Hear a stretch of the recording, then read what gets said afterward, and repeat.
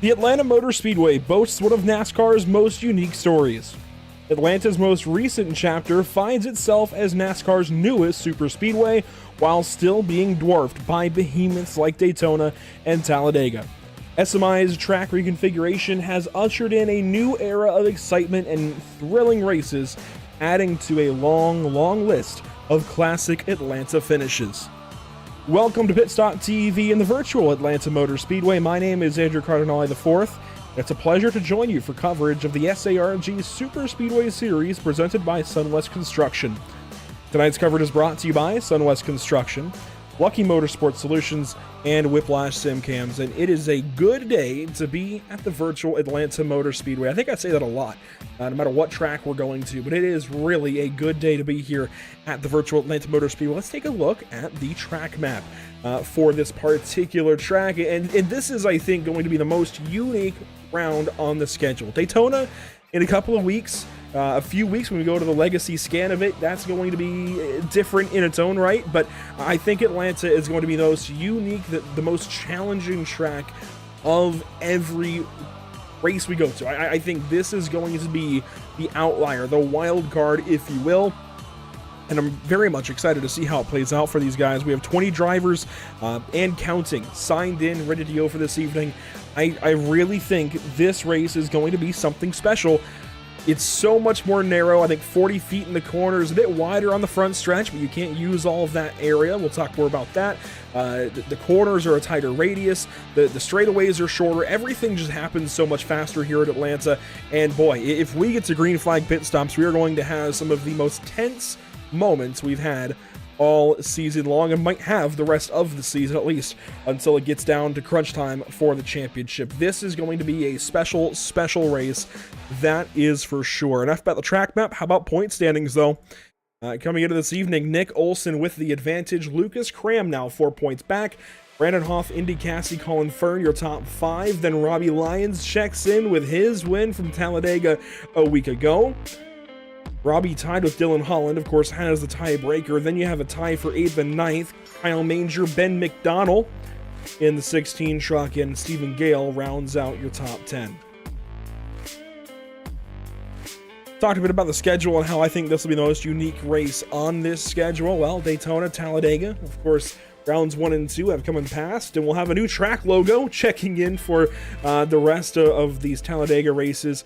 Of course, that had to be unveiled today, but hey, a brand new track logo for Talladega that'll be added for next week, or I guess for their round in a couple of weeks when we go to February 21st to go racing, as opposed to February 14th next week. Of course, next week being Valentine's Day, we'll be off for a week.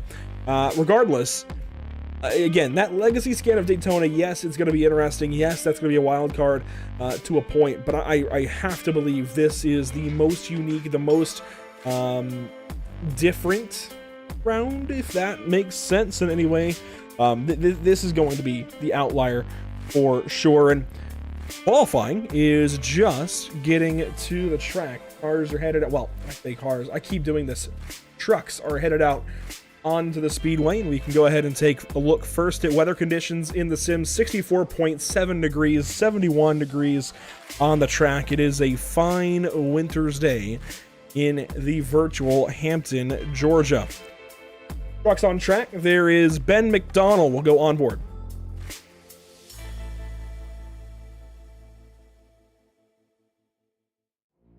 At least I thought we were going to go on board. Well, we are.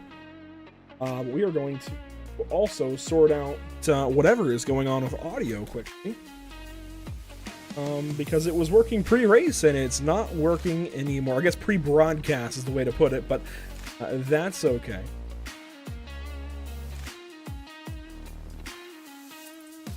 Well, nothing like a little bit of tech. There we go. See, there's the audio. I knew there was audio somewhere for Ben McDonnell as these times come in. Of course, one lap qualifying, knockout qualifying, if you will, kind of. As far as the pole, Quinn Gingrich goes to the top. Now Sean Howell. And this is still that onboard with Ben McDonnell flying around turns 3 and 4. This gives you a really good look as to what it's like in these trucks. And McDonnell comes across the line, 32 flat. That's good enough. Well, 32.033 when it updates. that is position number 1. Gavin Jones, Alex Bell hitting the speed charts. Here's Nick Olson, race 1 winner, points leader. Up in the grass on the inside. That will not be legal during the race. 32.017, that's pole. Apparently, if we go to your onboard, you're going to have a good qualifying lap. Let's take a look then at Lucas Cram. Somebody who's been very, very quick in qualifying these first couple of weeks, these first couple of rounds. Sure, he'd like to start from the pole position this evening. Truck 44 from turn 4 down to the start-finish line. Let's see what Lucas has. And the SARG Ford F-150 will go top of the board, 31.992. The only driver to put it in a 31 so far. David Levine goes on the board, 32.077. Gary Sexton goes on the board, 32.176. How about Brandon Houff? Truck number 9 across the line. He goes 13th. And Tim George has just begun his qualifying run. It seems like if you wait a little bit later, you might be able to find something and see what Tim can do. It's going to be tough to beat that 31.992. I don't know if I think the streak will be broken. The onboard laps in pole position lap. Tim George, start-finish line right there. Trying to get everything he can, and sure enough, 12th position, 32.107. And that, I think, will just about do it. A look here at Kyle Manger, properly now in truck number 5. And there are just 5 left in the pits, and it looks like we'll not be heading to the track in this qualifying session. So there's still some time. Things could still change, but we can take a look at more or less how these drivers would grid up. Lucas Cram, of course, these are unofficial results from qualifying, but Lucas Cram with that top spot by a quarter of a tenth over Nick Olson. Very small margins for error as these drivers try to sort out where they're going to start from. 20 trucks in all so far. We might get one more, maybe 2, but it's not exactly likely. I see Rafael Pinto in the YouTube chat. Good to see you, sir. That is more or less how we're going to grid these trucks up and go racing this evening. By the way, big shout out as usual to Sunwest Construction and Lucky Motorsports Solutions for coverage of this series. Nobody else willing to hit the pavement and go set a qualifying lap. We've got 5 drivers who will stay in the pit lane, those being Jacob McMillan, Brett Baldeck, Justin Bruns, Lucas Strayer, and Indy Cassie that choose not to take a qualifying lap and instead, well, leave it up to fate.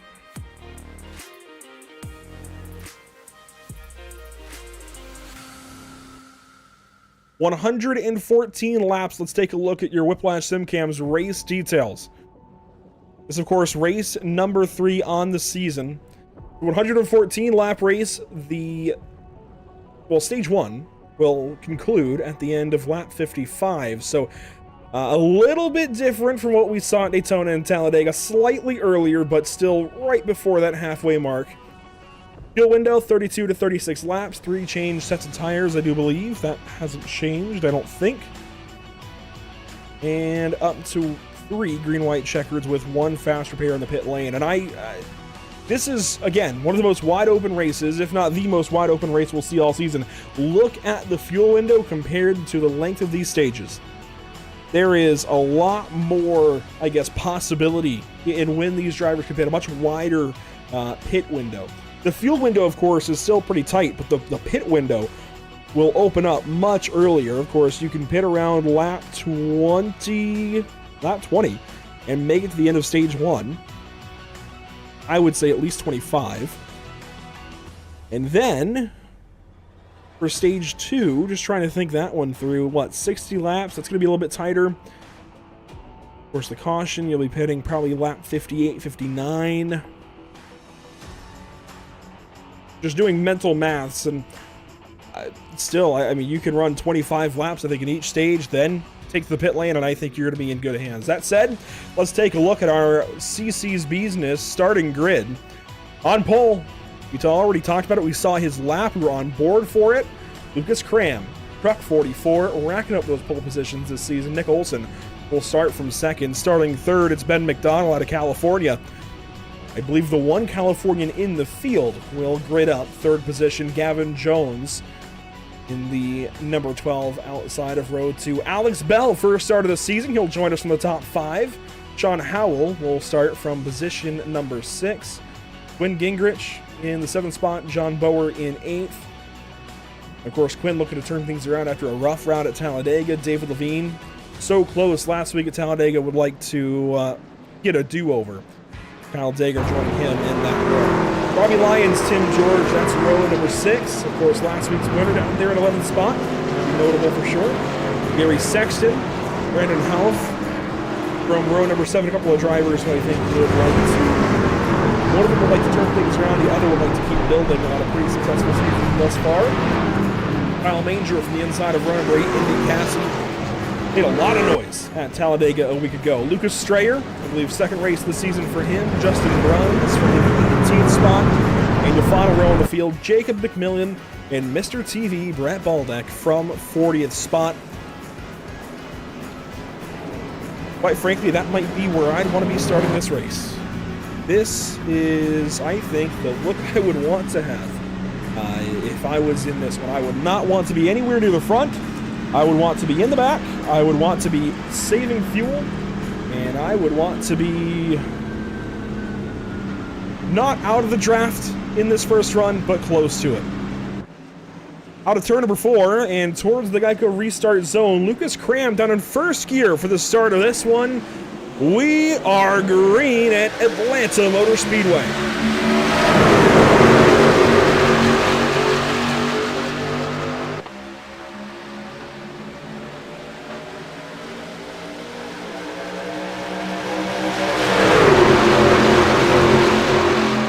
Run's already building, bumps being drafted. On the top side, Nick Olson going to have a big run here through turns 3 and 4, especially to the flag stand to complete lap number 1. Alex Bell pushing that 24 truck. And out of the 4th turn to complete lap 1, it is all Nick Olson out front. Lucas Cram came across the line second. Alex Bell, Ben McDonald, Gavin Jones, your top 5. And the back of the field is spreading out. There goes Gingrich down to the bottom of the racetrack to go towards the back. But still side by side up front. If you missed Talladega last week, a concern that drivers had was going to be tire wear. Absolutely do not want to have to run too many laps on these tires, and if you do, you've got to be careful. The grip goes away pretty quick. You're putting so much force on these Goodyear Eagles. You can really burn these tires up quick, especially if you're trying to keep it on the bottom side of the track, and I think the top will be the lane to be in after about 5-10 laps. The bottom just wears out and the grip goes away. Even in these slower, more boxy, higher drag trucks, you still want to be on the bottom of the racetrack, or on the top of the racetrack, rather. You still burn those tires up trying to hold it around the bottom, and Baldeck goes fastest that lap. He's up to 17th position.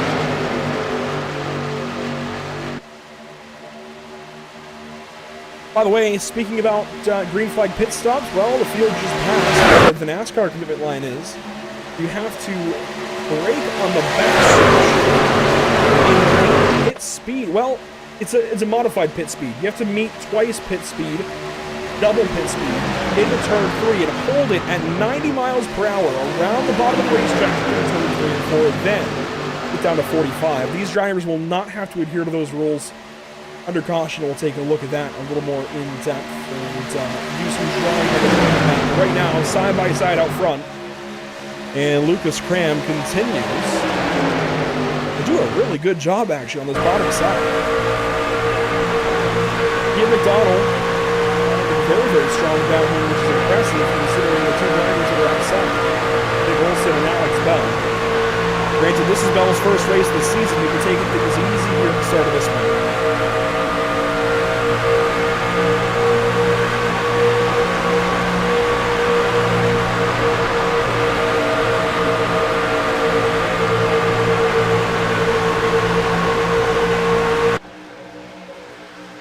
Leader's dead even across the stripe there. That was about as close as it can be, but that was a lap led for Nick Olson.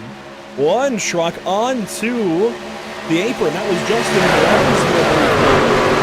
behind Tim George. That's one thing you don't want to do, especially going into the corner and through the corner at Atlanta. It's just like Daytona Talladega. You do not want to clip that apron.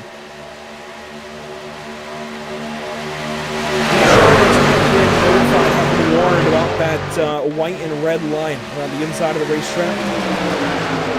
You can go there in qualifying. You can go there maybe if you're in the back and if you choose to do so, but it is out of bounds. Just like you can step your foot out in football, there might be repercussions. In this case, it'll be treated just like Daytona Talladega, where the double yellow line is out of bounds. You can't. Otherwise, I don't think you're going to see a penalty if you're on your own, or even in traffic and you just stick your nose down there for a half second. I don't think that'll be a penalty, but admins are watching for it, and there will be penalties if needed.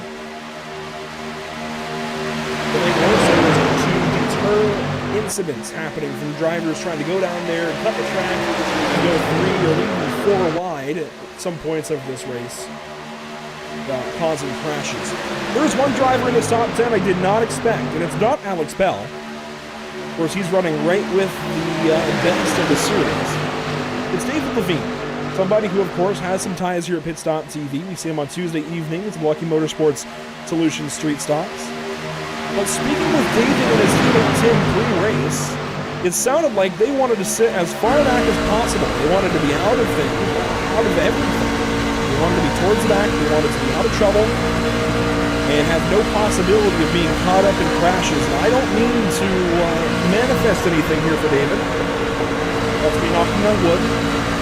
But I am a little surprised, admittedly, a little surprised that David and Tim are this far forward.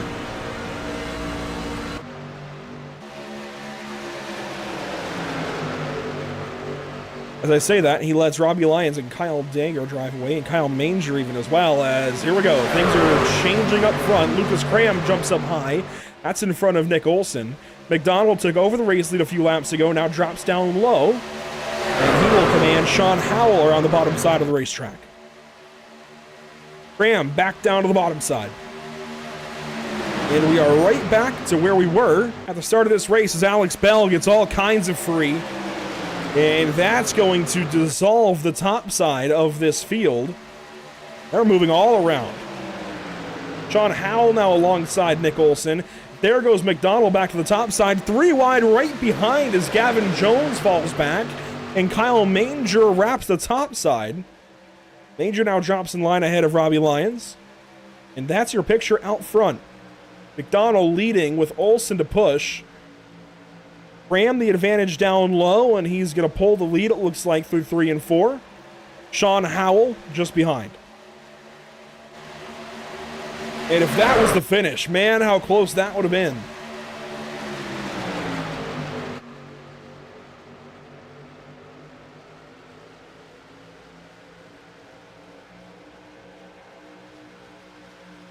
Side by side, Cram and McDonald for the race lead. Howell there in 4th. Hello, Gavin Jones again, by the way. He's back into the top 5. Alex Bell starting to fall back. And, of course, I mentioned Levine and George were closer to the front than I would imagine they would have been. Well, they have fallen back. So, right back into their strategy that they had spoken with me about earlier. And meeting expectations in that regard. Alex Bell starting to check up on the bottom. We'll go on board. You can see how much wheel these drivers have to put in to keep it down low. And granted, a lot of these drivers are keeping the stock offset and running with their wheel a lot more to the left. I don't know why. I'm not sure why that's become the meta in oval racing, but here we go. McDonald now through the middle of the racetrack. He's getting shuffled way back. Still 3 wide, Manger outside, Bell down low. Now he's going to slot in line behind the 15. We can even take his perspective now. Watch how much wheel goes in here in turns 3 and 4. It wouldn't look this bad if he had the offset a little bit to the right, but regardless, a whole lot of wheel through the corner, and this field is getting antsy. We're coming up close to the pit window, which I feel is going to open up really, we'll say completion of lap 21. Lap 20, lap 21, right in that range.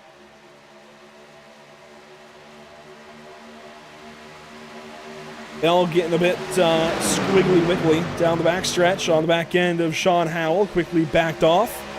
Howell, though, going to get clear for a moment, and Bell got free there in turn 4. These guys are moving all around. Track temps are still pretty low as Nick Olsen says, nope, you're not moving up. Two trucks down on the apron into turn 1, and Gavin Jones is going to shed the 24 of Olsen. He's going to fall back. Bell goes, everybody, they're all losing the handle on their trucks. Tires are going to be the most important today versus the rest of the season, I think. And there goes Bell to the top. He's back ahead of Howell that he was working with a little bit earlier in reverse rolls. And that time across, Alex Bell leads the race 3 wide right behind. That's for 5th position. Manger up top, Jones in the middle. And if there's going to be a crash in these opening 20, it's going to happen here.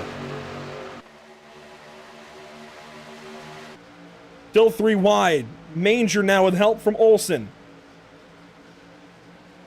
That's not easy to hold. You see Gavin Jones at the racetrack briefly. Manger bobbling. Dagger and Lyons getting close. The 3 wide is now for 3rd. It's now for the lead as Kyle Manger runs the rim of the racetrack way up on that green outside wall with help from just Nick Olsen down the backstretch now. I don't know where this came from, but Alex Bell took note, and he goes right to the outside and is going to block that top lane. Sean Howell still quick through the middle rather. Manger now drops to the middle. There's contact, and there they go. We're going to wad him up on the front stretch.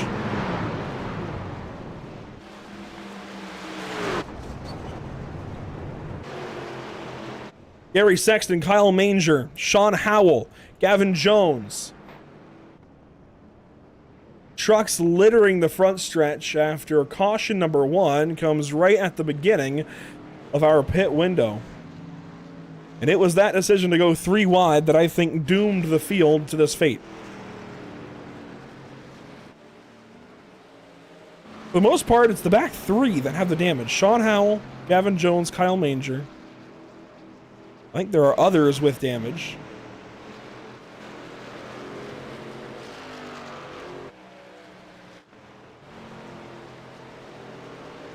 Surprised Nick Olsen has none. Alex Bell, oh, he's got a bunch. He's got a bunch of damage. That truck is more or less junk, yeah.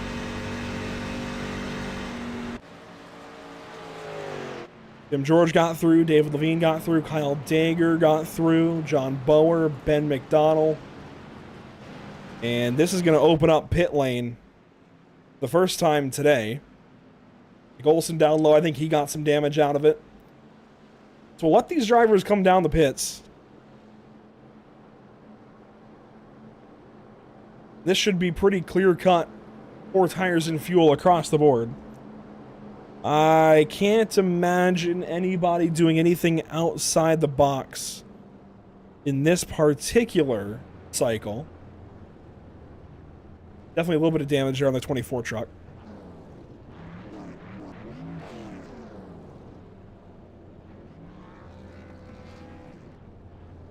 Nick Olsen out of the truck briefly. There goes McDonald. He's down and away quickly. Looks like 2 tires. No, that was still 4 from McDonald. Lucas Cram, I think, is going to stay a little while, and not sure what he was doing, but Ben McDonald wins the race off of pit lane, and we'll take a look back at whatever just happened a lap or 2 ago. Here it is. That 3 wide of Kyle Manger, I knew it wasn't going to work. Sean Howell, this is a lap prior. So Sean Howell, watch the 38, he gets moving around. There's a 3 wide into turn 1. This is the beginning of lap 20. I They did just fine through 1 and 2. Just fine down the backstretch. That's where Alex Bell moves up, gets a shot quickly to the rear bumper. And most of the damage is going to be those 3 trucks. The 5, 15, and 38. Contact there, Howell, and wow. Indy Cassie took him to the noggin.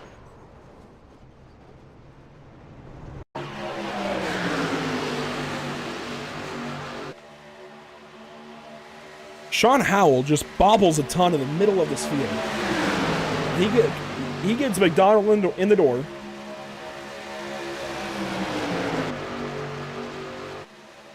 Right there, gets McDonald in the door, gets shut up the racetrack from contact with the 5. The 5 goes skyward for a moment off the nose of Indy Cassie, the nose and the windshield.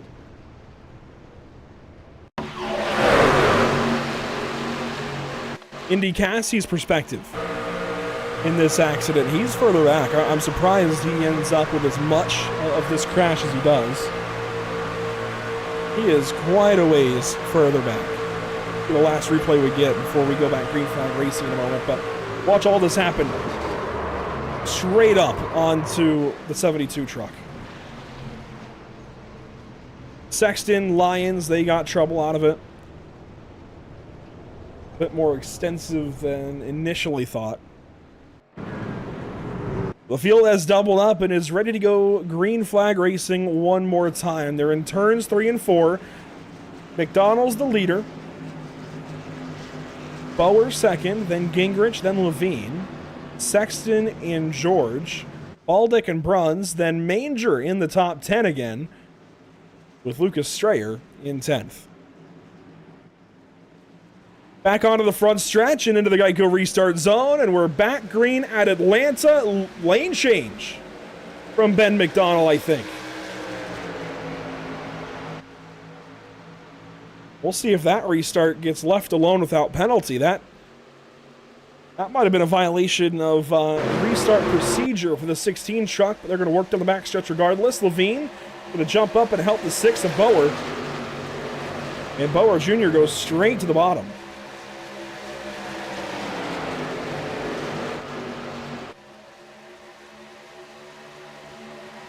Lap 1 from the restart complete. Kyle Manger going to drop out of line. Looks like he maybe has too much damage. That or he's just trying to get out of the hornet's nest that is starting to develop up front.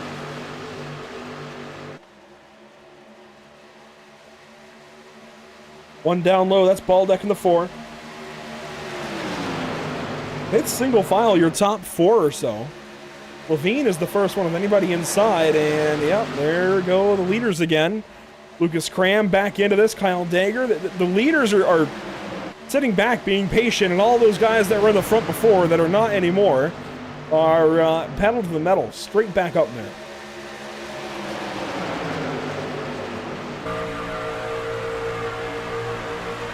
I think it's clear. No penalty for the 16, it seems, of Ben McDonald. This is on board of Gary Sexton as some of the field comes up to his outside for the first time.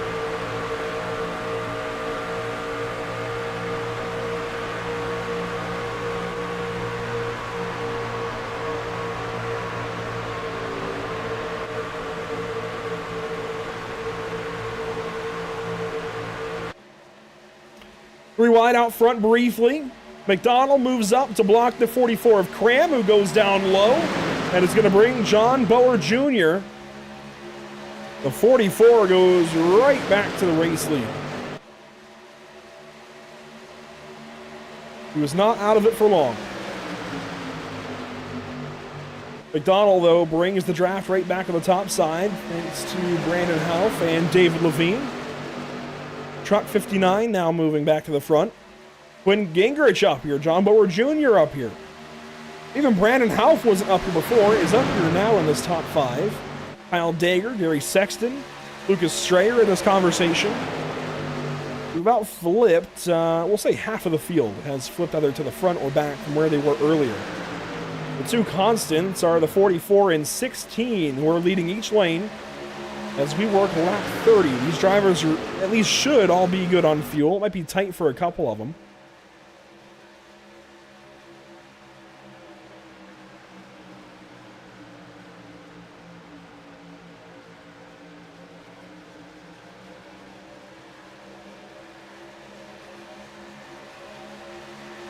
There you see 3 wide developing. Nick Olsen back there starting to work to the outside of Lucas Strayer as the rest of the field ahead stays side by side, 2 wide. Like 180 mile per hour formation laps. Cram with help from Bauer Jr., then Gingrich. McDonald with help from Hauff, then Levine on the bottom side. We saw how quickly these tires deteriorated, about 15 laps, and they were not what they used to be, especially coming to the tri-oval. You can see how these trucks set and take kind of a mean angle as Levine drops way down low aggressively on that front stretch. And it's interesting that so many of these drivers want to go to the bottom. I really thought we would see everybody fight to go to the top side, run that lane to the top, try to save their tires, save their stuff. But sure enough, the bottom seems to be the place to be, as that time across the line was McDonald. Strayer with help from Olsen joining the fight. I say help, but Olsen quickly looks to the top side.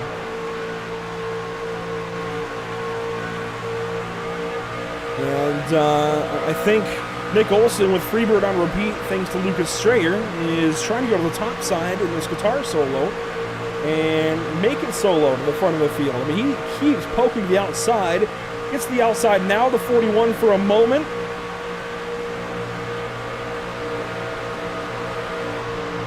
Aggressive is as aggressive does. Let's see if it works out for our points leader. McDonald drops down low at the bottom side. Will now lead this race as Bauer Jr. kind of moves around in the back stretch. Lucas Cram comes up to push. And Brandon Hauff, for the first time today, will move into the lead position of one of these lines. We've spoken with him already in each of these races. He won the stage at Daytona. I believe was top 3 at Talladega last week. And as he now looks at the back bumper of the 44, it's a good opportunity, I think, for Hauff.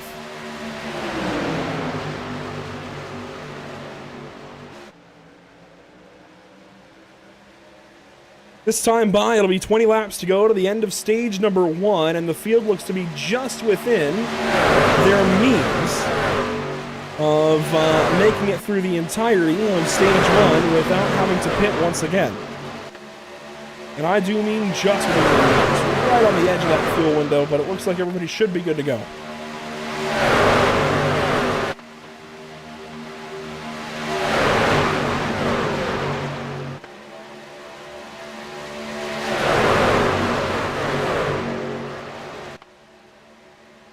And watch the field spread out as they enter turn 1 here, trying to figure out where they want to go. The top side goes up and comes back down, kind of packs back down onto the doors of the drivers below them. Robbie Lyons still carrying some damage in the back. Worth mentioning that Alex Bell and Kyle Manger and Gavin Jones are the 3 drivers who have used fast repairs thus far in this race. Another lap complete across the stripe. And a big move there from Cram. That was nearly disaster for him. He's sure-footed. Oh, maybe not. Hello, Ben McDonald. Nearly got right hooked for the second time today. That was Brandon Hauff on his quarter panel that time. It was Howell earlier. But Cram is very sure-footed. It's aggressive at times. That was rather eccentric into turn 1 as now McDonald moves up high and is going to take control of that line once again. 59 and 84 both bobble into turn 1. Kyle Dagger going to bobble in turn 2.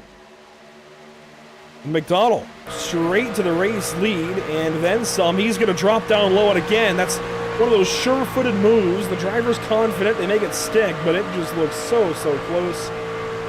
I'm sure not just for them, but also for the drivers around them, as Alex Bell just drove onto the apron down the front stretch. That's how close they are into turn number 1.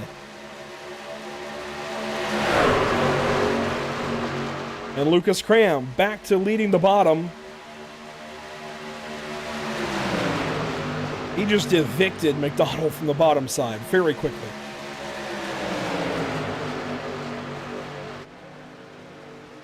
This is the fight to the stripe for lap number 40. 15 to go on the stage. That's a lap led for the 16 up top.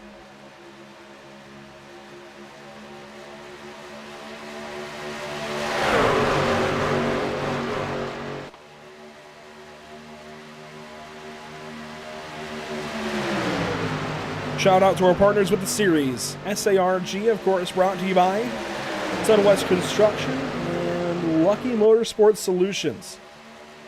Check them each out on Facebook. LMS also has platforms on Instagram. That might be it, actually. Of course, a nod to our partners, Whiplash SimCams, ATVO, and CC's Business. A big run up top. That Ben McDonald has been a busy bee, and there is the drop from Brandon Houff down to the bottom side of the racetrack. Going to take over the race lead, and maybe then some. Hello, car or truck number 9. That's a favorite here at Atlanta, but it's a New Yorker behind the wheel today. That is lap 42, belonging to truck 9, Brandon Houff.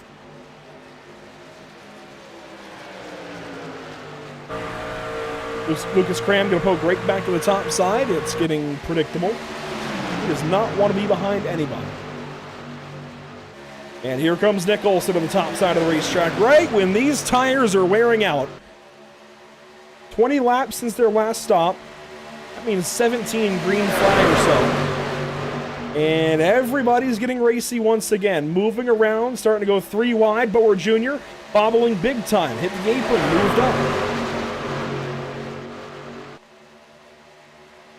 That's the field down the backstretch. Still very tightly packed. The only real gap is between 17th and 18th, and those 3 drivers in the back are Sean Howell, Gavin Jones, and Jacob McMillan.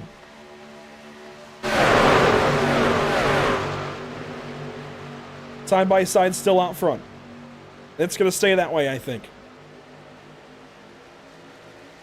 What is that? 5 rows deep, 6 rows deep. 2 by 2 they go. It'll be 10. I don't know where I got 6 from. 10 laps to go. At the stripe this time by in stage number 1.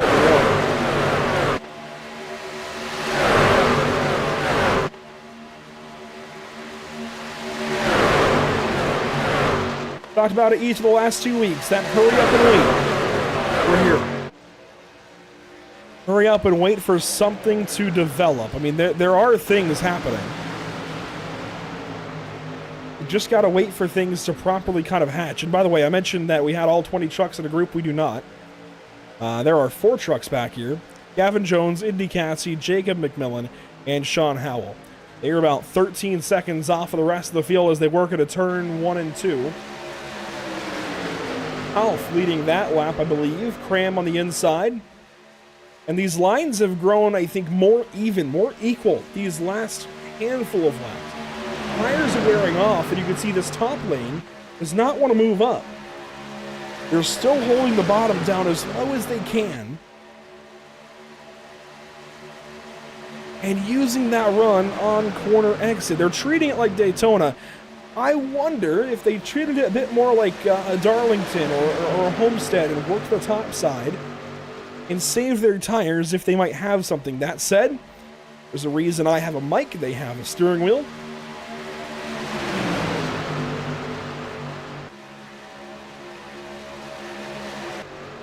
Gingrich, move around.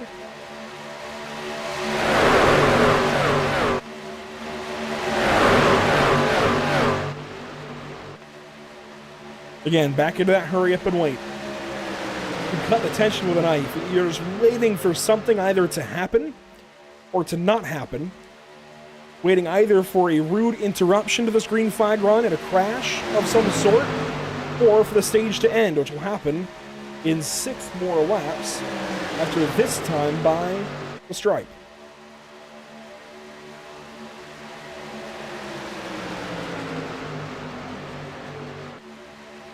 Houff leading up top, Cram down low. Bower Jr. tucked in behind the 44 truck. And Gary Sexton starting to lean back in the 3, falling back to Nick Olson and Lucas Strayer. Robbie Lyons isn't far back with Kyle Manger pushing the 2. Wonder if maybe some energy, maybe a move will come out of that lane as they give themselves some space to their other grit affiliated drivers on the top side. The one driver out of the ordinary on the top side right now, out of the group, I suppose. The odd man out is Gary Sexton.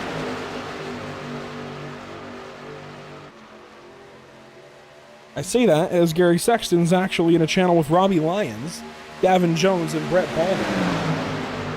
Regardless, though, the first 5 trucks, I believe, working together. At least the first 4 on the top side, minus the 3. Olsen's starting to lean back, trying to find something, see if he can get some energy going as the bottom side starts to prevail, starts to thrive towards the end of stage 1. Lucas Cram going to be clear in 1 and 2. We'll see if he plays Pied Piper. If he stays down low, he will stay low. Bower Jr. Rather loyal to the back end of that 44 truck. Not that he has much of a choice.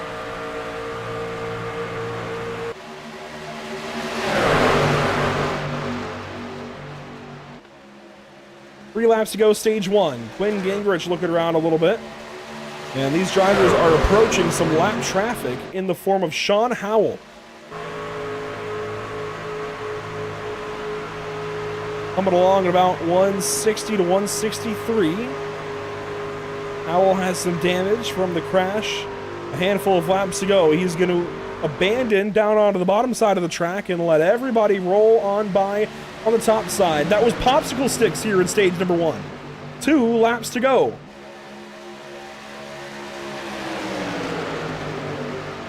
Health and Cram. That's the conversation. As a bit of a fight maybe starts to brew at your top 10 spot. Strayer now holds that last position. Here comes Tim George to try and take it away as our leaders hit the white flag lap in stage number 1. Lucas Cram down low. John Bowen tucked in behind. Up top, it's the 9 of Half. It's the 16 of McDonald. And something is going to have to give. They've been side by side like this the entire run. Sans maybe a handful. Levine gives a shove to the 6. The bottom surges ahead. Lucas Cram the advantage. Sexton up top gets sideways from the 24. And to the stripe. Lucas Cram the advantage. That's going to last across the line. And there are still only 2 stage winners in this series this season. Lucas Cram back-to-back stage wins. Got the stage win at Talladega, gets the stage win at Atlanta. And Tim George does not make the top 10. Looks like something happened to the 24 of Nick Olsen.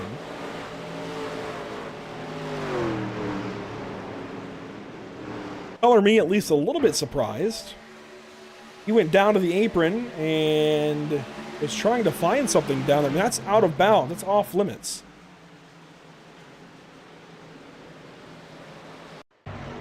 That looks to me like a more or less a straight up penalty. He's your points leader coming into today. I'm not sure where he was going. He definitely clipped that line. I don't know if that's going to be a penalty, if that's maybe going to stand. We'll let race admins handle that at their discretion, of course. But here we go. Into the pit lane. I'm reluctant to say this is the money stop, but it could be. As these trucks work their way down pit lane. One stays out, that's Howell. He's a lap down. I don't think anybody's going to be staying out here, although Jones barely made pit speed. And there is everybody.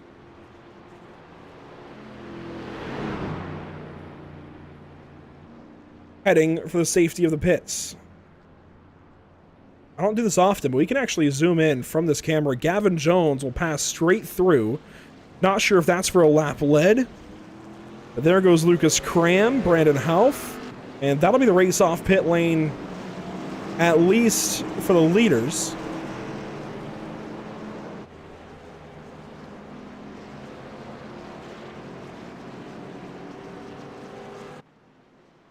Gavin Jones, no service despite heading down the pit lane.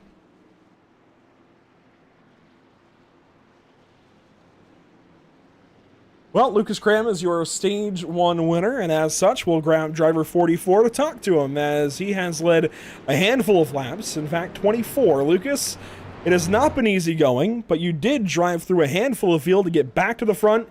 You've held that position for most of the race. What's it been like?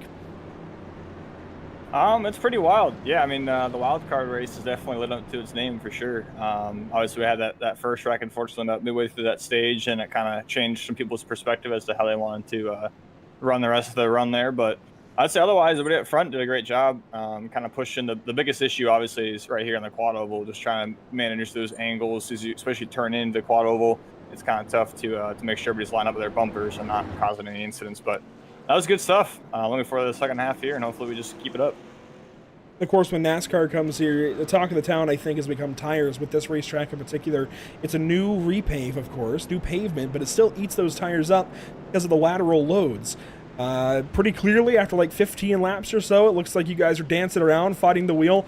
How is that in particular? Yeah, you definitely feel. I mean, it's not nothing crazy. My tires are, I think, outside of 95, so I mean, it wears them off. Like, you feel it, but it's not like enough to be crashing tight or crashing loose. But basically, as long as you just kind of lift and crack the throttle going on the corners, you kind of keep your right rear underneath you, and as long as you're not making super aggressive, jank kind of moves, and then it's not too bad. So slight tire wear when you get towards the end of the run, the pushing kind of gets a little more sketch, but ain't nothing we can handle, I don't think. Do you think the top side will come in and be more dominant later if we go green? Yeah, more than likely. I mean, the top, I think, maybe struggles a little bit on the long run just because of the tire wear. As long as the bottom's not getting pinched too hard, you can kind of keep going, but the top, you can keep it wound up. So it's a good balance, honestly. I think the biggest thing is right there in the quad oval. The top definitely gets a run. If they're at your quarter panel, they usually get the run at the start-finish line. So it might be the place to be coming to the checkered. Thank you, Lucas. We'll let you get back down to it. I appreciate it. Lucas Graham, race leader, 25 laps led thus far, including this caution. And back into the Geico restart zone we will go. Bit of a stack up top, but Lucas Cram going to lead us down to that blue zone. And we're back green in the Atlanta 175.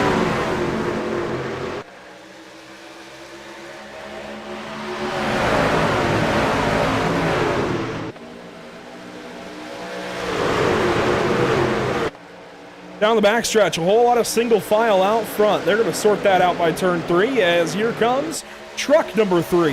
Barry Sexton, big run up top. He's going to bring the 24 of Olsen. But lap 60 will still belong to car 44. 3 wide mid-pack. They're going to sort that out, I imagine, and they do. Tim George hung up top. He's going to find room down low, at least to get in line. We can kind of ride on board for a second. So we talked a little bit about pit entry, and this will become more of a conversation if we actually get a green cycle. But if we pull up this track map and do just a bit of doodling, down here in turn 3, right where they have this old road course chicane, there is actually a commitment line there for NASCAR, right about here. And from that line to the true commit line at pit in, NASCAR mandates that drivers, at least under green, run 90 miles per hour, as Gary Sexton's going to be usurped from the top side. He's going to fall back right down in front of the rest of the field. That was scary, but they get through it. Regardless, from that line all the way around the apron is 90 miles per hour. The difference is we don't care about that commit line here on iRacing. You're just pitting here. This is your commit line right there, more or less. Just like NASCAR under caution. That is it. You've got to get yourself from 4th gear, about $180, down to 45 miles per hour in just this zone. All you've got to work with. I mean, you can go ahead and start slowing down here, but this little run onto the pit lane is not a whole lot. It's difficult. And this is one of the slower pit speeds in NASCAR as a whole, let alone for Superspeedways.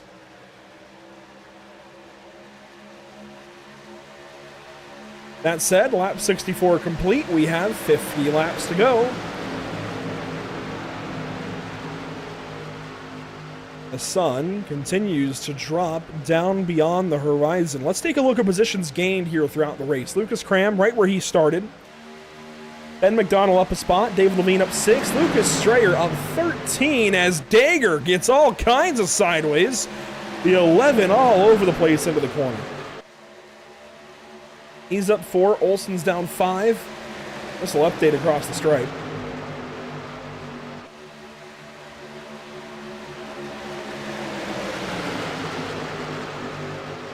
As far as laps led, it's all Lucas Graham out front. 32 to truck 44, 16 to truck 16.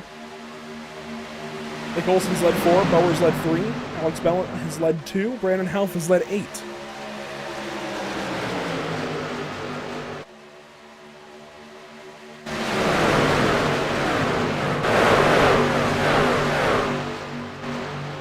That's how quick they go by. $180, like I said, about 180 miles per hour sustained around this racetrack. First side-by-side, David Levine. Well, here we go. It's now the race lead. Ben McDonald moves up top of Lucas Strayer. And there they go, crashing behind. It's going to be Justin Bruns. It's going to be, it looks like, Brandon Houff in the wall. We stay green for now, and we'll stay green in general. Gary Sexton is out of the race. Justin Bruns falls back. And we stay green. We're going to go back and see if we can find out what actually happened to Gary Sexton in the 3 truck. He's already out of it by this point. We can go a little further back and look for what might have happened. This is Gary Sexton.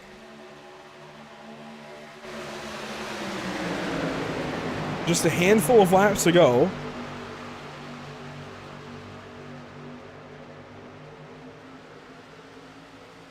And the Liquid Death Motorscape number 3 Tundra, Toyota Tundra, I believe gets moved up here. It's not here in turns 3 and 4, maybe the next lap. So I think it is. We're going to find the exact spot.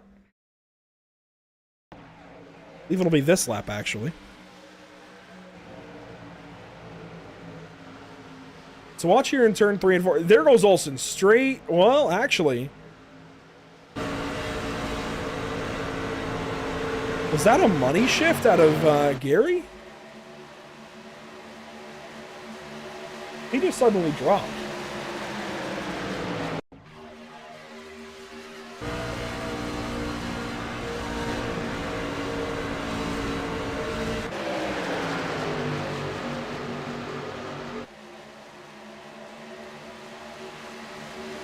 I'm perplexed.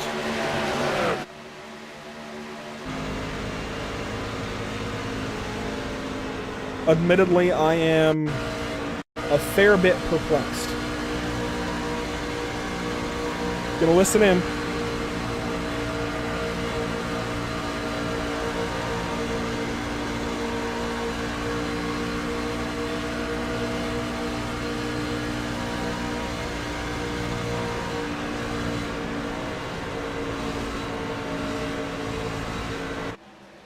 I am still perplexed. I really don't know what's going on there with the 3, but he has retired from the race.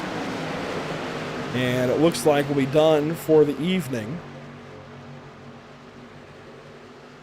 He just rode around until it looks like he pulls off. I mean, I don't know if he's half throttle. I don't know if he had something happen hardware-wise, maybe with the pedal, but he ends up dropping there.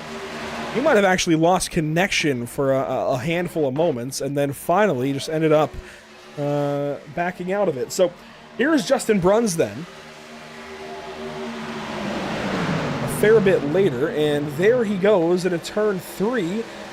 That moved the 9 up the racetrack. One more replay, then we'll go back to live picture. Let's see, let's find a good angle here. Houff up top, Bruns down low. Bruns. Houff tried to come down. Bruns was not ready for that. He was alongside. Indy Cassie joins the 9 on the top side. That all happens, and then we've been running green flags since then. Now 40 laps to go. This next time by the stripe, David Levine going to push Lucas Strayer to the lead of the bottom side with the help of Quinn Gingrich and Kyle Dager down low as the top side begins to become the preferred line. I hatched the idea in Lucas Cram's brain, and every grit truck has moved to the top. You've got Lucas Cram, Ben McDonald, Nick Olson, Kyle Manger, Brandon Houff, 5 strong up top. They have all gone to the top side of the racetrack. That entire clan.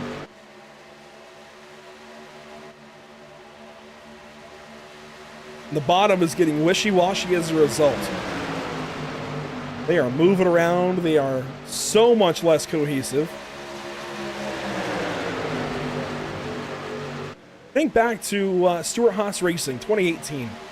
If you get a team of trucks in this race together and just simply manage yourself, just run, hold a pretty wheel, bit of pushing here and there, maybe a little bit of fuel saving, I think you're going to be in better shape. Just run the top, manage the top. You're also going to limit everybody else to being down low. It's going to be harder for them to make moves, as we're seeing. I mean, Strayer, Levine, Gingrich, Dager, they're all kind of stuck. Where are they going to go? Levine gives a big shot there to Strayer to turn 3. Going to put the 41 out front of it. And you know what? The 41 of Strayer has that grit logo on that Toyota Tundra as well. So there may yet be another move as, whoa, what a catch. David Levine and Lucas Strayer. That was a moment for sure, and I think that's a code brown for each of those two trucks. Starting to get busy there inside the cockpit of truck 59. Graham and McDonald get a run up top, as you might expect from all of that.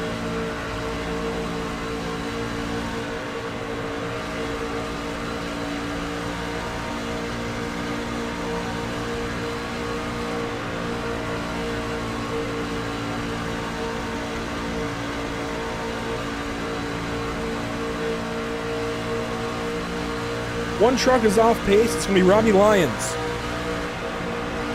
Since the redrop of the green, he has fallen back quite a ways. He's in 19th spot, 15 seconds off of the pack. And in turn 2, as our leaders come across the stripe, this time by, and leave us with 35 laps to go. So the pit window has just opened up. The field window, 32 to 36 laps. If I'm in this race, which I'm not, but if I'm in this race, I would very strongly consider the idea of pitting early. However, I think I would pit late. And there's a couple of problems there. Of course, if you pit early, there's pros and cons to each. If you pit early, and there is a caution that you end up avoiding, yes, you avoid it, but you could get tracked a lap down. You could try to take the wave around. There might be other cars that stay out. If you pit late, you might back yourself into the corner of pitting as a group, and that being the crash. This pit entry is not one that I would want to have to take as a group with other drivers around me.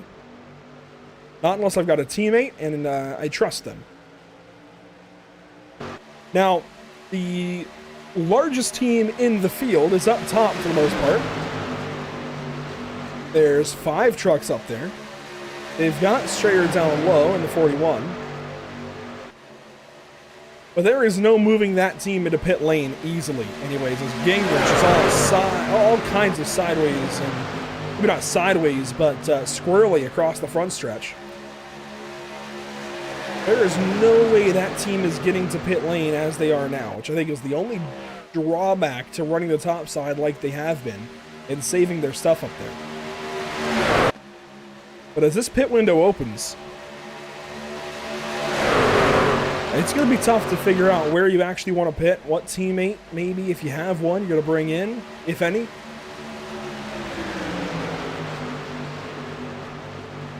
Indy Cassie doesn't have Kyle Manger. David Levine doesn't have Tim George. So the larger majority of this field is without a teammate, without anybody to work with.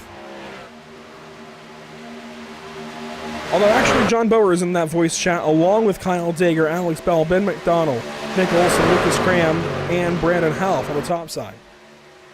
So they could very easily orchestrate this pit.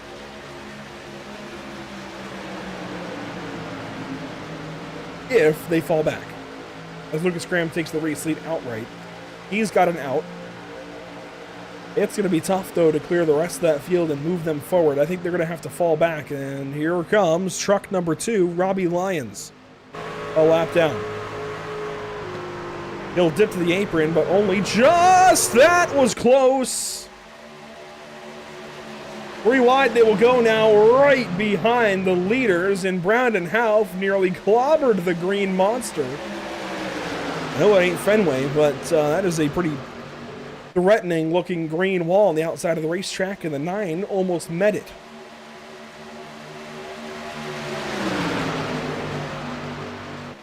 Inside of 30 to go. Laps are clicking off, and they've run now 28. There's about 4 more laps to consider how you're going to do it. Who you're going to pit with. That's also only about 4 more laps to thin this field out if they want to pit in pockets, in bits.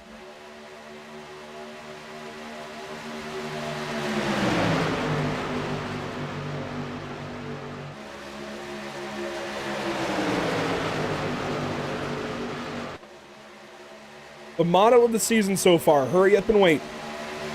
Wait for something to happen. It's going to. McDonald now pushes out to the race lead with help of Nick Olson, your points leader coming into today. We'll talk more about points in this final run to the end. And here we go, top-down view from just behind the field as they work through turns 3 and 4. Anybody going to pit this lap? We're nearing 20 to go. The answer is no. I believe that was 25. This will be 24. I'm silly. That was 26. This will be 25. Something like that. Maybe it was 20. Anyway. 27, not 26. That's weird. That's the math. Side by side. Cram's still down low. McDonald's still up top. They've got teammates helping. It's Strayer down low. It's Olsen up top. David Levine is the first odd man out. He comes in from Lucky Motorsports Solutions. He sees Beesness on the hood.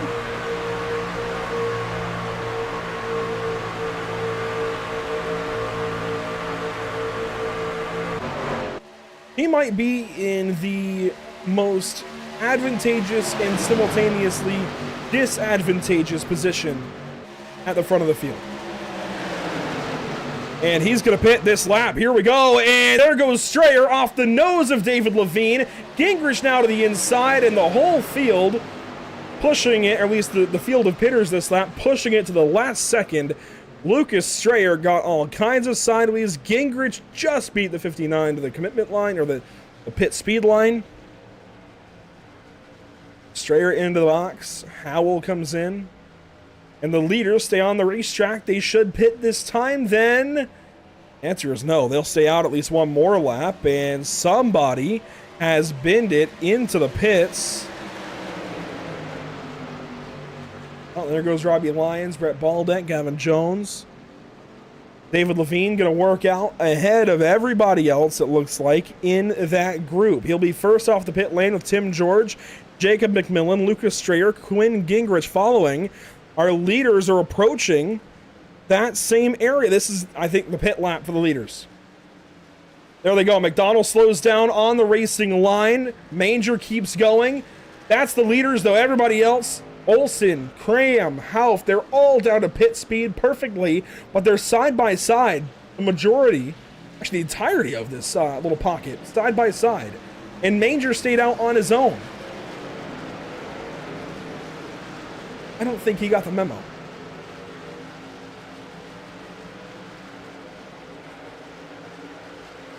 Indy Cassie is in as well with that group. And it looks like he's going to be first out.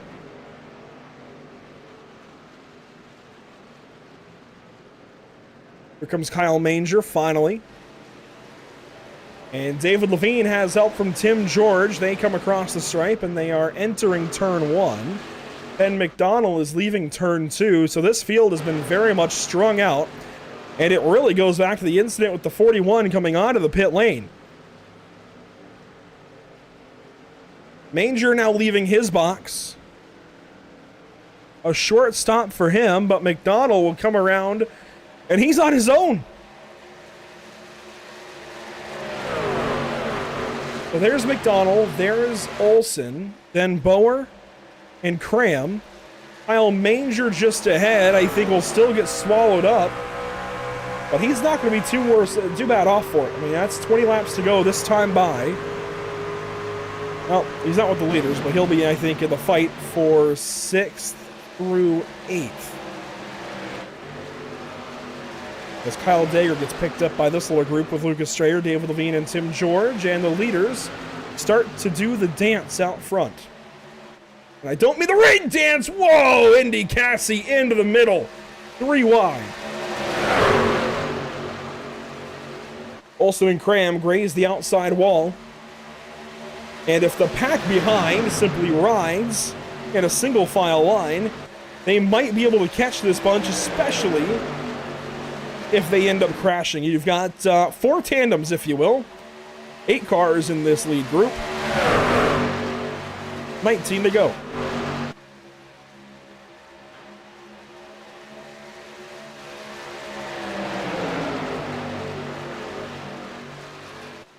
I'm going to flip back to the pit cycle.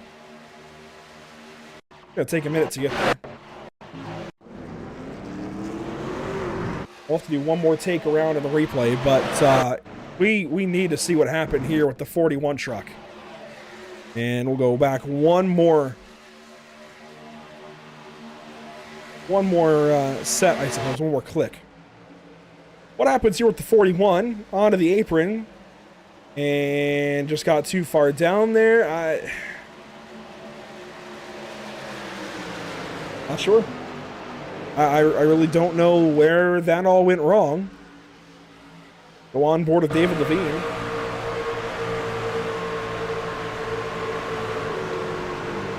.41 dipped early, and he just slowed up suddenly and came up the racetrack, or up the apron. Amazing job by David to not make that worse. That was clutch to just not make that more of a crash. Unfortunately, though, it puts him down in 10th along with Strayer, George, and Gingrich. We're 2 seconds back in the leaders and closing. They're slowly closing, but they're closing. 5 up top, 3 down low. That's the mix up front. Bower down there with McDonald and Bell. Bell's going to move now to the top side. And I think this group is starting to realize that they're giving up just a bit of time to those cars behind. I was going to say if they get single file, they can drive back away. The answer is Indy Cassie wants to go 3. And he's going to bring Manger. He's going to bring Olsen. And Cassie got the fence that time through the quad oval. And will now be put 3 by the truck with his name on it. Kyle Manger from Indy Cassie Racing puts Indy Cassie 3 wide and leaves him on the top side of the racetrack. And there is Lucas Strayer and the rest of this field. 15 to go, the last time by the stripe.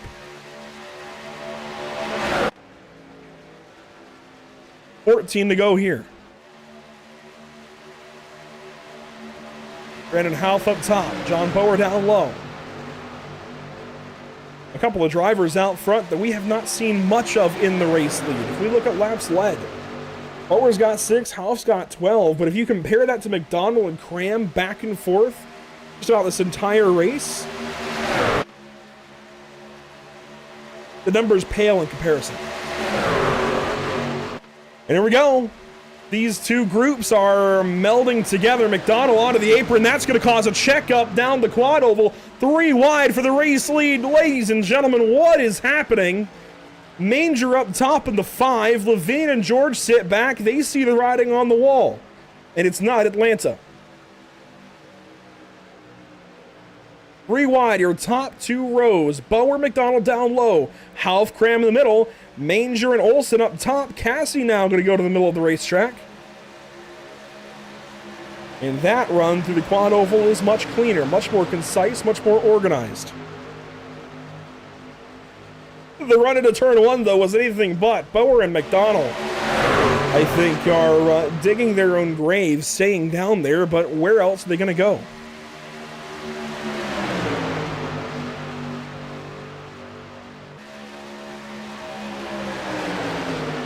I like where Half is. He can jump up high if he needs to as Levine gets sideways with help of his teammate Tim George. Oh my gosh. The energy in this group at 11 laps to go. About to be a fun 11 laps. Alex Bell back of it all. He goes to the middle right behind the Indy Cassie machine of Indy Cassie. And they are 3 abreast through the entire top 9 right now as Bell's going to fill the hole down low and make it 4 down low, 2 in the middle, 3 up top. Lucas whoa, John Bower gets moved from the bottom side. McDonald going to take over. And they bump and bang a little bit through 1 and 2. That was 9. No, that was 10 laps to go, rather. That was 10. That was a lap off. And Lucas Strayer, from 0 to hero, from getting sent sideways on the pit entry to now second place on the bottom and moving forward. He is all over the back end of Ben McDonald into turn number 1, pushing the 16 out to a race lead.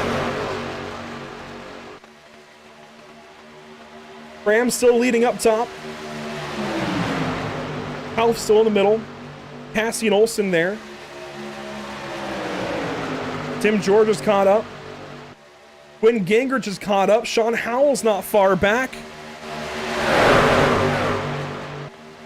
A matter of time as they are still 3 wide.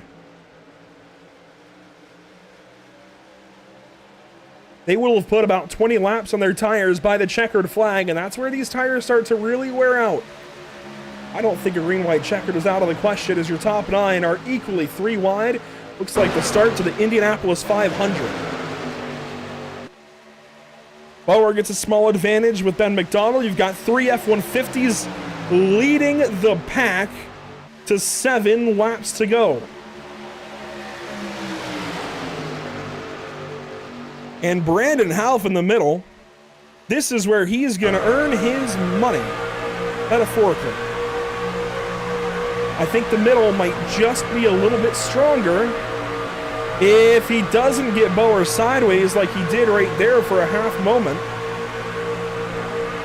And Half has been one of, if not the best pusher, especially coming at the end of these races, in these first opening races, these 2 weeks to get the series going. He has been a huge helper at the end of these races.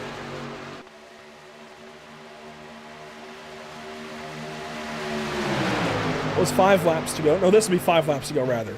And Half now to the front of the middle lane. Bower went down low. There they go. Into the wall hard.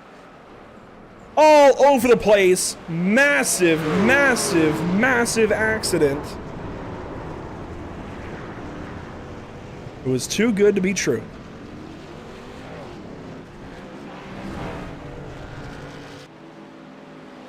Kyle Manger is absolutely destroyed. He's not alone. Tim George got a piece of it, it looks like. Sean Howell, I think, slowed down in time. John Bower as well. Nick Olsen, junk. Indy Cassie, junk. Ben McDonald, damaged. I don't know if he's junk. When Gingrich works into the pit lane, and there is Kyle Manger. And he's taken the speeding penalty. I'm not sure why.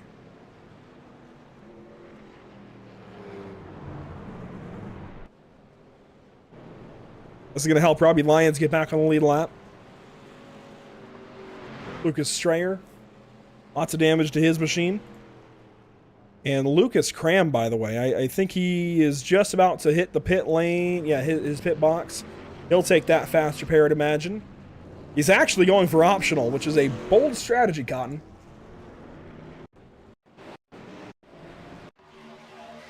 Take a look back. I believe it's the 9, maybe, of Half that's going to get hooked. Oh, it was the 6 of... Oh, it was 16, rather.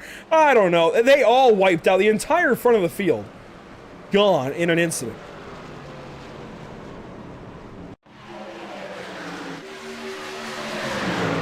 Slow-mo that. We'll slow it down. The 16 of McDonald is going to be hooked by Indy Cassie. They go up. That puts Olsen Manger in the fence. Houth and Cram spin. That collects Bower. That collects Strayer. That collects Gingrich and George. That collects Howell. And in all of that, Alex Bell goes straight on through. I don't think Houth got too much damage. It's right on board with Alex Bell. He's running, what, 9th? The seas parted. Wow.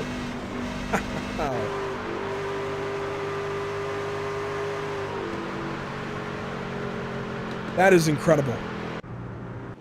And he's going to be your race leader. Rightfully so. He stayed out along with Howell and McDonald. I think, unfortunately, Tim George might be stuck with a penalty. He may have had it cleared in the pit lane. May have served it, rather, in the pit lane. Because he ended up in the pits through all of that crash. And we're going to have a natural green-white checkered, which means we will still have 3 attempts in the bank.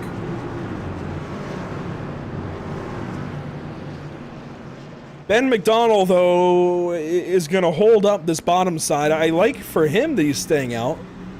We'll see if he puts the clutch in at all. It'll give us an index of the damage.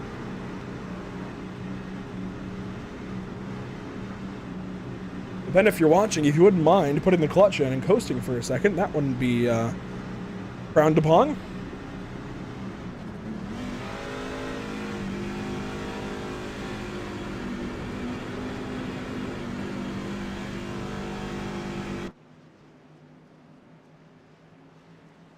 We'll have 2 laps to go. Obstacle 6, when they take the green, the bottom is going to drop, I think. McDonald not pitting after being the truck that was hooked, right hooked up the racetrack. That was the 3rd time that's happened to him today. The back of the field lining up. Kyle Manger, all kinds of damage, and the restart is green. Sean Howell went nowhere and holds the entire top lane up. But we are green-white checkered racing naturally from Atlanta. Howell went nowhere and absolutely kills the top side. Big move there, Nick Olsen. Now Howell goes to the bottom, nearly causes a crash. He's onto the apron. They just hang on to it. They are going to race this one out at Atlanta Motor Speedway. How, I don't know, as he drops to the apron. White flag is in the air, brought to you by Whiplash Simcams. Alex Bell back to the race lead. Strayer down low. Here comes Nick Olsen once again. Strayer now down to the bottom properly. He takes it 3 wide on Alex Bell. From being spun into the pit lane, can he come back and win at Atlanta? It's going to be a drag race to the finish. A block from Olsen, a crash from Bell, and Nick Olsen will go 2 for 3, winning at Atlanta Motor Speedway.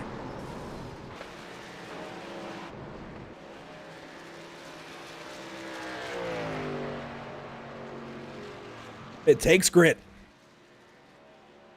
I love that saying.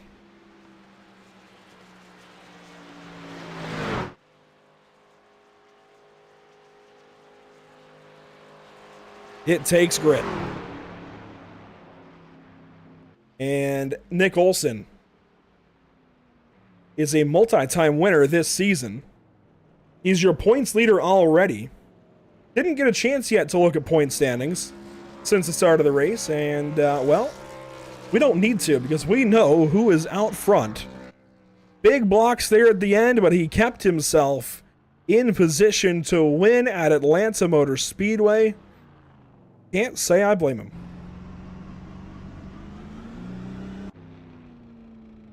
Just barely burning the rubber. I'm surprised the wheels are spinning like that. That is the quietest donut I have ever seen.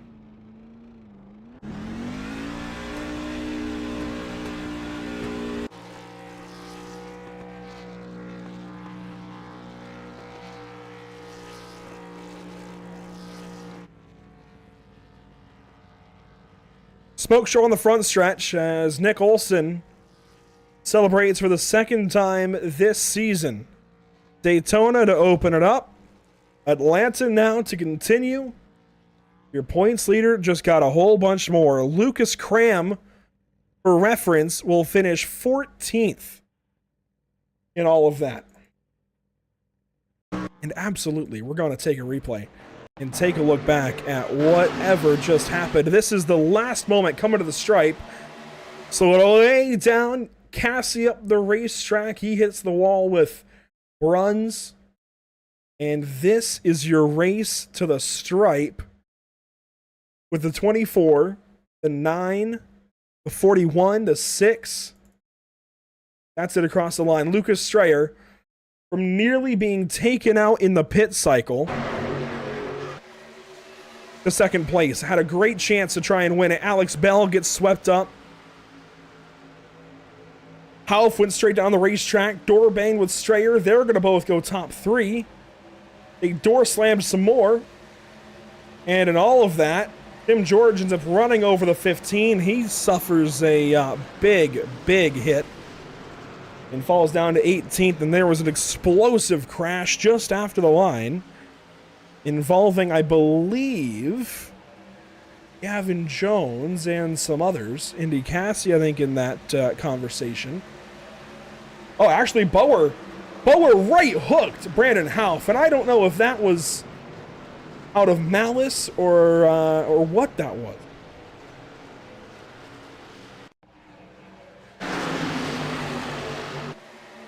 The 6 ends up just right hooking the 9 right after the stripe.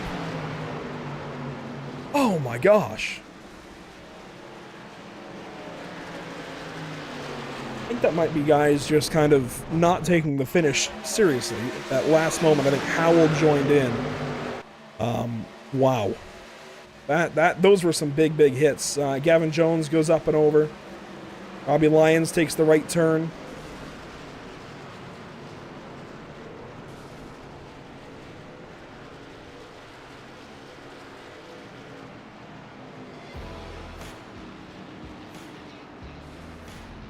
When it's all said and done, though, truck number 24 wins for the second time this season.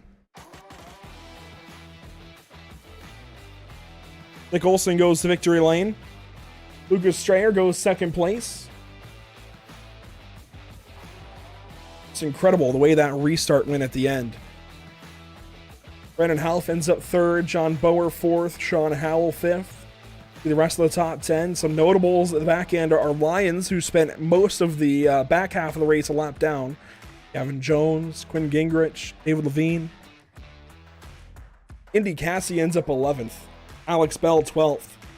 A shame for Alex. He was leading or almost leading coming to the white flag. Ben McDonald. Excuse me. Whoa. Ben McDonald. Really unfortunate that he ends up 13th. Lucas Cram 14th. Kyle Dager, Tim George end up much further south than I think they should have been. Same for Kyle Manger. Poor guy. 19th spot. Absolutely KO'd on one of those last restarts. We've got drivers ready to talk to us, and it's going to start off with your race winner. Second time now this season, Nick Olsen. That was not an easy one. Only 5 laps led, and they all came towards the end, it seemed like. But you end up just edging out the rest of the field. A good block in turns 3 and 4. And of course, it takes grit. You go back to victory lane. How did that one go for you behind the helmet? Man, I tell you, that was an exciting one. I feel like the call that won me the race was not taking tires after we crashed with 4 laps to go. Because we all pretty much had meatball flags up in the front area of the field. we had all crashed. So I decided I'm not going to take tires. I'm going to take the track position. Put me 5th on the restart. Got a really good restart. Was able to get clear to the outside by the exit of turn 2. Sean Howell gave me a hell of a push, got me clear.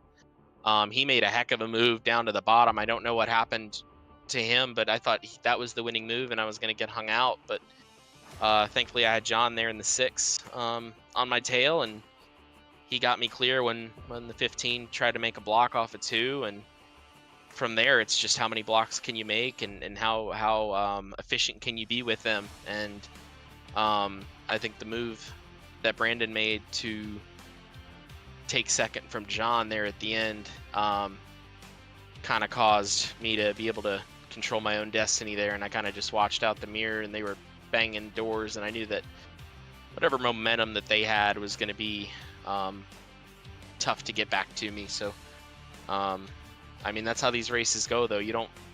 This is now 3 races in a row I've been leading off of turn 4, and only win 2 of them, right? So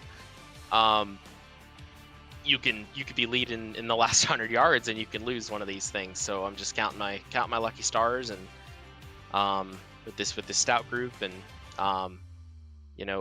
Lucas got some great stage points tonight, and the pole, and I'm pretty sure he got the most laps led. So you kind of have to win the race to stay in the points hunt. So I'm really happy with the night, though. I hope it was a good show. It absolutely was. It seems like the biggest wild card is out of the way. We head, though, to Talladega in a couple of weeks, and maybe that extra week, some more time to get back into your plate racing groove, I guess, as a series, considering Daytona's smack in the middle of that. Do you have any kind of outlook heading back to Talladega, especially fresh off of Atlanta like this? Man, it's just survive. Knock on wood, we've been very, very lucky this year, missing accidents and positioning ourselves in good positions, in good spots rather, to be in contention. And I'm really really grateful to have been able to perform like we have. But it can go away like the snap of a finger. It's a long haul to the end of the year, and there's some stout drivers that are chomping at the bit. And if I do happen to be the points leader, I know that comes with a big old target on the back. So you don't expect very many pushes to the point leader. So especially as we get later in the year. So just proud of the effort, and we'll be proud, and we'll move on to the next race. Certainly got to take him as you can get him. Nick Olson, 2 wins now on the season. Best of luck to you. Hopefully we're talking to you a whole bunch more. Hey, I hope so too, man. Thanks for putting on a show. Nick Olson takes the win at Atlanta Motor Speedway, and these are kind of loaded questions when we ask about strategy options, maybe what their outlook is going into a race, but that is plate racing for you. Still got to talk about something, and something to talk about is Lucas Strayer.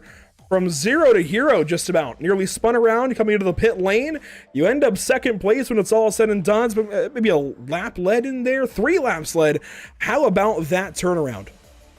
Hey, I want to give credit to the 59. I know he was apologizing profusely, saying he's sorry for hitting me, but that man created the best pit entrance I have ever seen. Like, that is a perfect drift in. It looks cool. I didn't speed. Like, my man 59 was sorry, and he made a highlight reel. Like, that is the coolest pit entry I've ever seen. Yeah, but I don't know. It was kind of weird because we had that wreck right at the end, and I got clipped, so I had to pit, and those fresh tires really just helped me out. I went from 7th to 2nd pretty fast, but unfortunately I didn't have any help behind me, and I was just trying my best to get up there. How important were tires? Because I think there's only one more race in the schedule that I think tires will be any kind of important. How important were they this evening, especially that last restart? I think depending on what line you're in really affected your tires, because I know the entire first stage, I didn't take tires. I wanted to save sets for things like this. So the entire first stage, I didn't take tires. And my friend Quinn in the 84, he was on the bottom below me. He kept washing up, and he's like, dude, I can't hang on with these tires. They're terrible. And I'm like, dude, just hang on the best you can. I know it's trouble down there, but just keep hanging on. And even me up the high line, like, I had I let Nick by, so I was just kind of riding, and I was like struggling, but you can see at the end there, I mean, even before the final crash, you could tell a lot of those guys that were in that front pack, they didn't take tires, so I could see them not holding the bottom as well. They couldn't keep the gas in it. Like, I know when I was pushing Ben, I was slamming him because he just couldn't hold the bottom from his tires. Like, I think that's even what caused the crashes, because he just kind of drifted up a little bit and they caused the wreck. So I think tires were pretty big, but I don't think it was race defining. Like, Nick didn't take tires and he won the race. Well, when it's all said and done, car 41, I guess truck 41 rather, comes home P2. Maybe the craziest and coolest pit entry we'll see all season. Lucas, good to talk to you. Hopefully we're talking to you some more in a couple of weeks at Talladega. Thanks. I feel bad. I usually text my family to watch, but the past the past week it wasn't that good. So I was like, I just won't text them this week. Like, I don't know if they're gonna understand this. And of course, I bring it home second. So I got to get better at planning when I'm actually gonna run well. But yeah, shout out to Grip Marketing for putting them on my car and spoiler diecast. Woo! Let's go celebrate, boys. The Grit and Spoiler Diecast 41 goes P2. Thank you, Lucas, for your time. And well, that's okay. Family can still watch after the fact. And the guy that we keep talking to, seems like a broken record. We're always talking about driver number 9 at the end of these races. Brandon, another one where you come up just short, but you're in the conversation. You're in the fight to the flag. What happened there at the end? Yeah, I wish I got a better restart looking back at it. I knew restarting 6th. I was kind of in a bind because I really don't know what happened on the last restart. Our line just did not go. And I guess Sean and David kind of stacked us up. And I had my fast repair that I just used, so my truck was completely clean, and I felt like I was in a really good spot. Just because I think it was Nick and myself who pit, and we came out of pit road 1-2. So I felt like if we can get linked up, then we could probably go to the front. And I knew Ben had damage too, so I was like, all right, we got this. But yeah, I don't know what happened there. I kind of fell back a few spots. But yeah, I'm happy to come away with a P3 after that. It was a hectic race, I can tell you right now. We were stuck 3 wide there for a good, I don't know, 5-6 laps near the end of that thing. That was probably the most tense I felt at the end of one of these races. Even more tense than last week when we were 3 wide, like half the race. But yeah, I don't know. I don't really know what I could have done different at the end. I probably could have stayed with John and pushed him to a win. But I was just telling everybody, or I was just telling Nick, that, you know, I saw the win. I know the points battle. And once I see the win in front of me, I was going to go for it.